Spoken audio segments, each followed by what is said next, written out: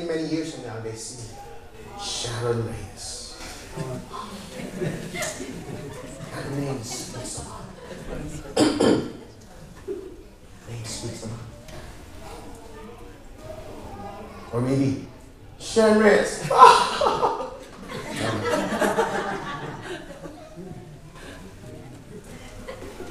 I'm kidding. Sharon's a great person. I wouldn't want to have her here if she's not. So she's a great person here. So, but that's why I also tease her. So. Would you want your life to be a joke? Or when people look at that, your name, put your name there. Who in the world is that? Okay, some guy.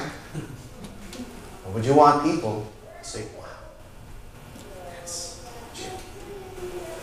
His life, such a blessing. Yes, he's fulfilled his destiny as president. But for each of you, he's the president, that's why. What about me? See, I'm not here advocating that you become famous. I'm here to tell you that God has a great destiny for you that He has designed for you to impact the lives of many others in your generation and in the generations to come. That's how God has designed your life. But that's not how my life is right at the moment. Well, you need to tap into what God says. And as you look at this picture, you see here, he was born 1917, and he died 1963. We all know how he died, right? He died of a heart attack. No. He was shot. He was assassinated. We all know that. Okay, like CNN. And look at this thing. What do they call that? What do you call that? Dash. It's a dash. That pretty much sums up what his life is all about. That is his life. He was born 1970. He died 1963. This was his life. We all have a dash. Life is like a dash. You know, we think life is long, but from eternity's perspective, life is just but a mist. It's like a vapor.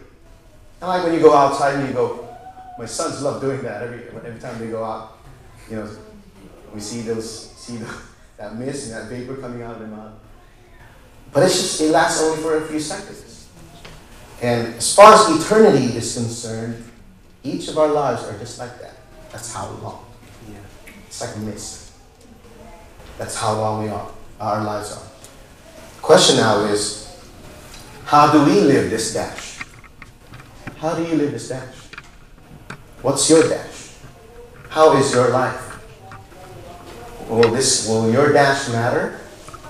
Maybe if you're insignificant, maybe your dash would be smaller.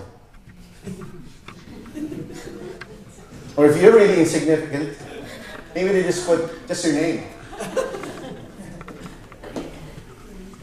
Or if you're really, really obscure, they just say to the unknown guy. Really, we joke about it, but really, a lot of people live their lives in obscurity. People live their lives in obscurity. Their lives are of no consequence in this life and in the lives of others. It's as if they don't exist. They have their own world. And whatever they do does not affect the lives of others. And that's a sad life. I don't like that kind of life. Okay, I want this life to count. I want this life. This life is designed to make an impact in this generation, in the generations to come. And if that's how I'm designed, I need to tap into that design. I need to tap into my purpose. And as a kid growing up, I always asked.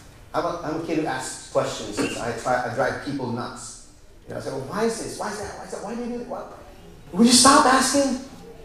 I remember people would go nuts. Just stop asking. Just ask your mom or ask your dad.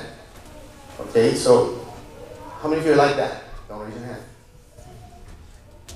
You ask a lot of questions, and ultimately, I'm a person who would like to know the reason behind things, the purpose of things. And so I ask the ultimate question, what on earth am I here for?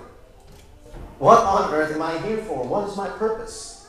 And I sought for that purpose in many ways, in many avenues. I thought it was all about having fun, so I partied. So I thought it was all about having lots of friends. I had lots of friends. I thought it was about, having these achievements. So I strove hard to do well in school, and and I thought it was, serving. It's serving in the community. So I got involved in various youth clubs and also in various volunteer organizations, and I was part of the student council. And all those things didn't really satisfy the craving inside my heart, the longing there.